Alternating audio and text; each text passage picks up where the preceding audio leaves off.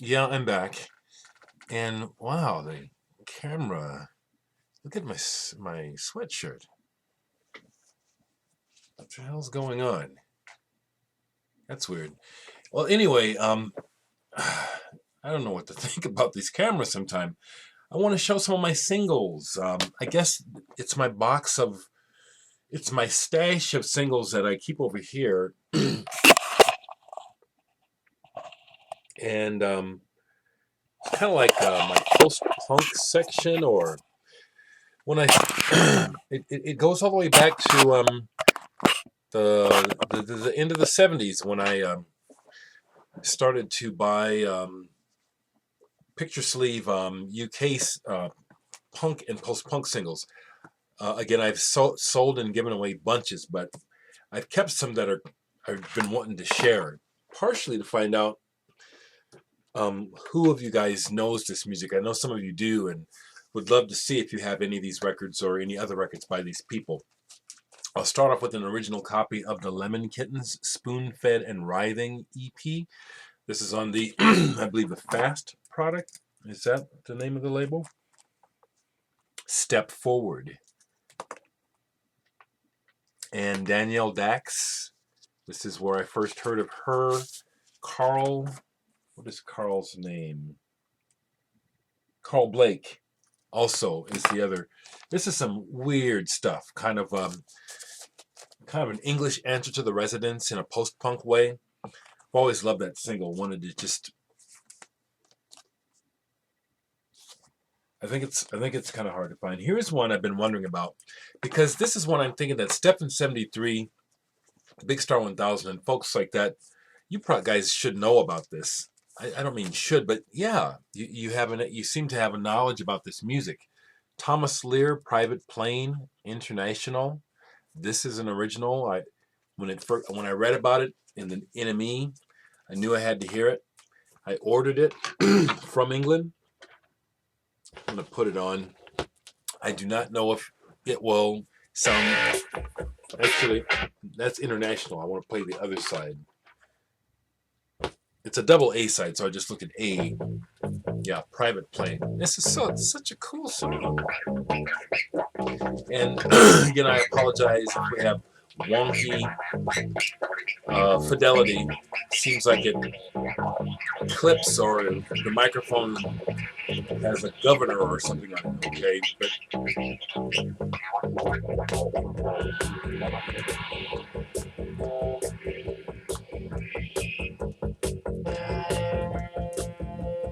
It's up,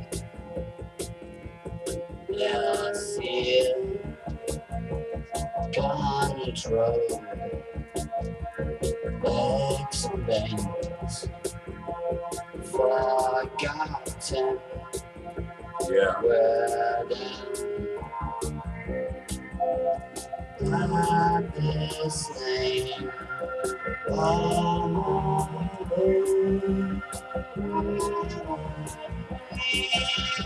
That's so cool. Now, see, I know I contradict myself a lot of times. This is really homemade and lo-fi sounding. I love it. It has that essence. When I catch it, I love it. When it comes to music by people that aren't really well, you don't have to be a musician for me to like you, but I don't know why I'm always explaining myself. Shut up, Dereck. Private Plane. Let me turn this down a bit more. I bought these singles. I still don't know much about them. It was the Constrictor Singles series, collector's items only. And I bought about 3 or 4 of these. The only band that I knew of them was Television Personalities. This is a band called The Legend. I haven't played this in a while, but I thought I'd just go ahead and show it, with the idea that maybe, again, one of you could maybe tell me something about this record. But that's in my collection of singles. Here's one I love having. Jeff Lay at Henry Cow, Chemical Bank. I know these are rare, but more importantly, it's very, very very compelling music. Excuse me with this damn. Oh, I hate that gas reflex I get when I talk. I know it's a subtle form of stress. So this is really why I hesitate to do this so often, because when I start to show them, I want to show everything, and then I have all this, then I have to put it all back. But that's fine. Okay. So that was Thomas Leer. I'm coming up to another single that I know nothing about. I love it, and wonder if any of you folks know about this band. Leitmotiv, Reconciliation Records. To the Suffering. I'm gonna put this on. I love this. Let me see. I don't remember if these guys are Belgian or what. And it does not give the date. This may not come across on my camera microphone, but I'm gonna play it. This is good.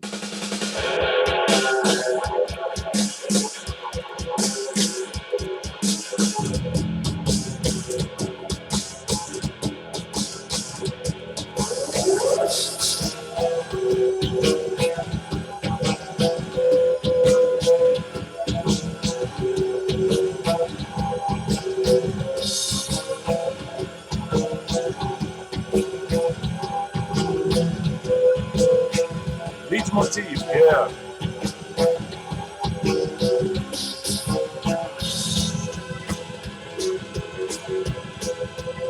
Love it.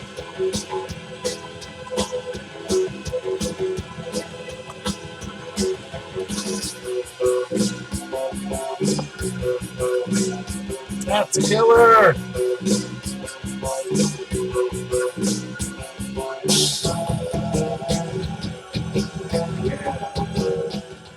So that's another obscurity. Can anyone tell me anything about this band, Leitmotiv? To the Suffering and the Gift of Life. Okay, so this is not post-punk, but it's in my singles box because I just love these. This is a split between the Locust and Melt Banana. Now, whatever the hell this is on the cover that he's caressing with the eye and the drawers on, God knows what the fuck that's supposed to be, but I like Melt Banana a lot, and I can get into the Locust when I'm in the mood. And this is some funky orange vinyl. You know, the Locust is one of those bands that does like 10 songs in 1 minute, or 2 minutes. That's one that I have by the Locust. Here's another one by the Locust. I have a few because their stuff is interesting. And this is the Puzzle. This is 4 pieces of the puzzle. It's a limited edition. Where is it at? There it is. Now, these records are puzzle pieces. What I find strange is that all 4 records in each package are the same puzzle piece. So in order to complete the puzzle, you'd have to buy one of each, which doesn't make any sense, but little of what the Locust did makes sense to me. So they're puzzle pieces.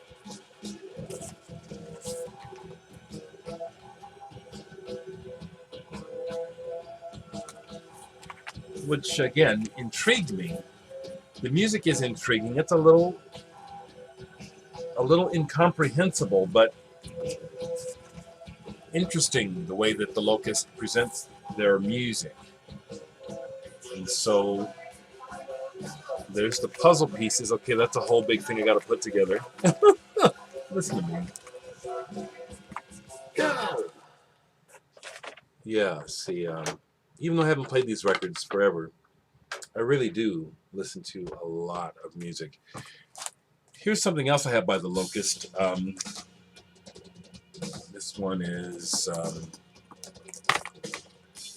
Gold Standard Laboratories was an interesting label, I thought. Halfway to a Worthless Ideal Arrangement.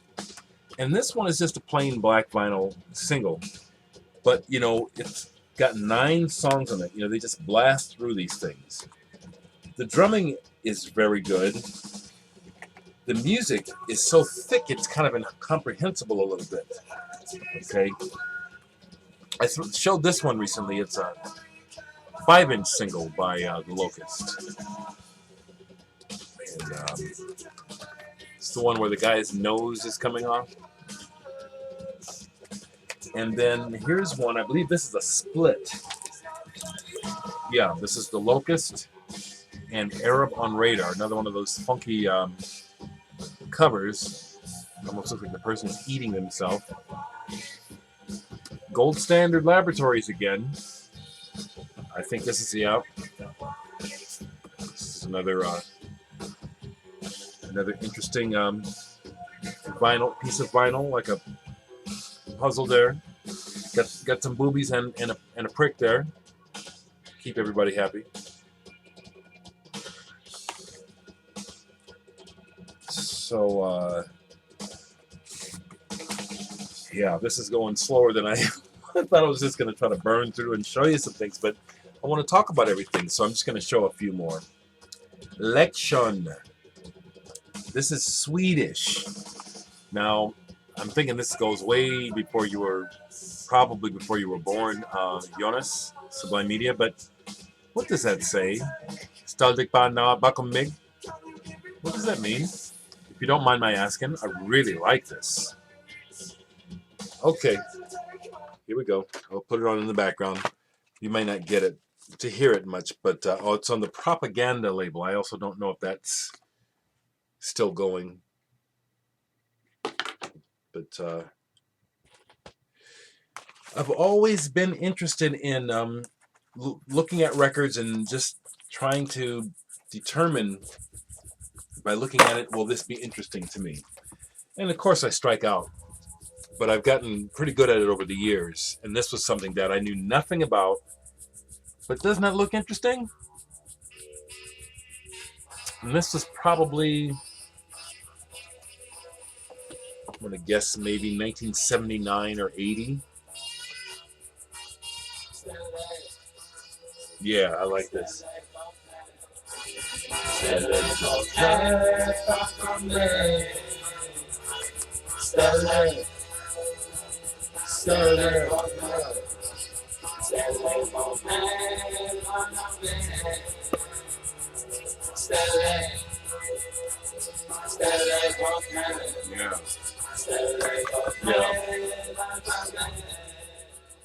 Yeah, it's great stuff. Great stuff. It was just a real neat time for this kind of music. A few more. Sean Lennon, to be honest, I like his songwriting better than I like his voice. His voice kind of bugs me, to be honest, but Sean Lennon can really write some good songs. He is definitely John and Yoko's son. That boy is talented. Now, his latest thing, Ghost of a Saber-Toothed Tiger, his voice is getting better. He's learning how to use it.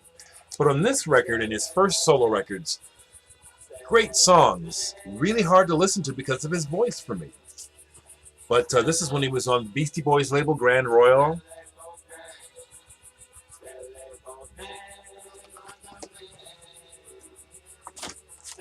Came with a sticker. Into the Sun. It's actually a good album. Into the Sun is a good album. What else do I want to show right quick? Okay, this has got to be rare. Long story that'll be told another time, but my Japanese friends that I went to Japan with, and they gave me a bunch of records. And they gave me some really rare records. I'm thinking this is rare. This is Libido. Is this some kind of Japanese underground electro synth punk from... I'm sure this has got to be rare. Man. 1983. And, I mean, it's made in Japan. And it's looks like it's super indie. Libido. I don't know anything about this. When my friends gave these, they gave me a bunch of singles when they were getting ready to move back to Japan, and so I didn't have time to find out about all these. So does anyone know Libido? 1983, Japan. Okay. I'm not even going to make it to the M's. I'm just going to go through the L's here. Now here's another single that came out in the 70s, into the 70s. It was punk in UK getting commercial, and this was listed as in 1980. They said this was a good record to hear. Now, when I saw it, I thought this is going to be commercial, and it is, but it's really good. Lightning Raiders with psychedelic music.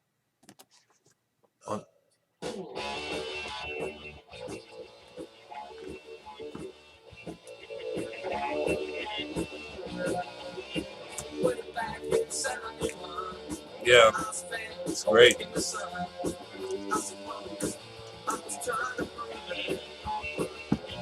It has all the it's good.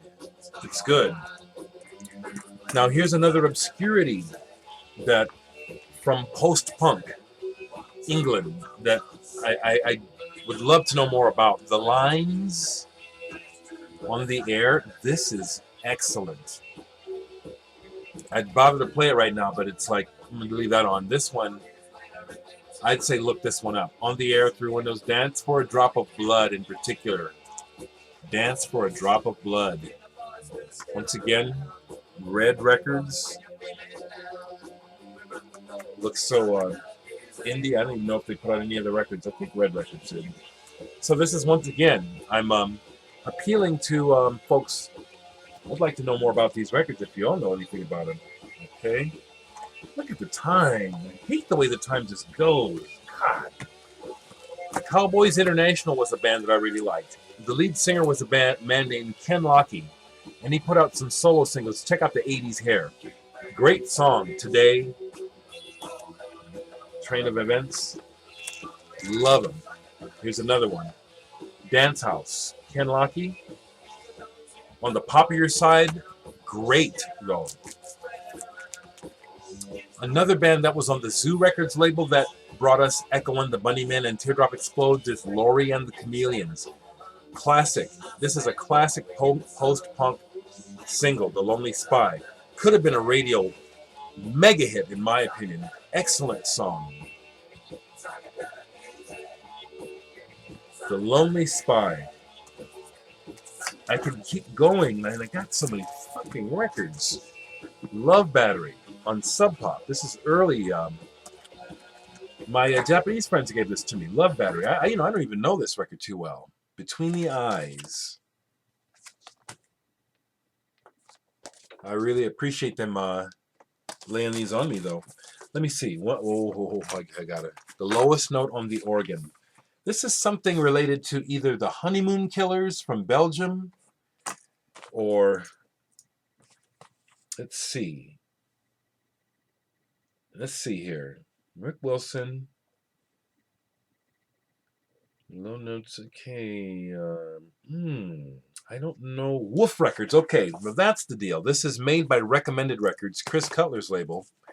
And I think I read something about this where it's either related to Cassaber or the Honeymoon Killers. This is really good, though. And that's gonna... Last thing I'll show is this. The only single I still have by the Lurkers. The Lurkers were considered by some in England to be England's answer to the Ramones. I don't know that I agree, but they were a good band. And this is a good song, New Guitar in Town. I'll put this on, and I'm going to go ahead and stop because these 20-minute videos, they take so long to upload. I just really wanted to show some more singles. Man, I got a ton more to show. I couldn't even get into the hymns. Just right quick, just to start with. Machiavel, Prague from Belgium. Mass, early 4 AD. And then let's get into the magazine, okay? All these magazine singles. All right, I'll stop there. I could talk all night actually.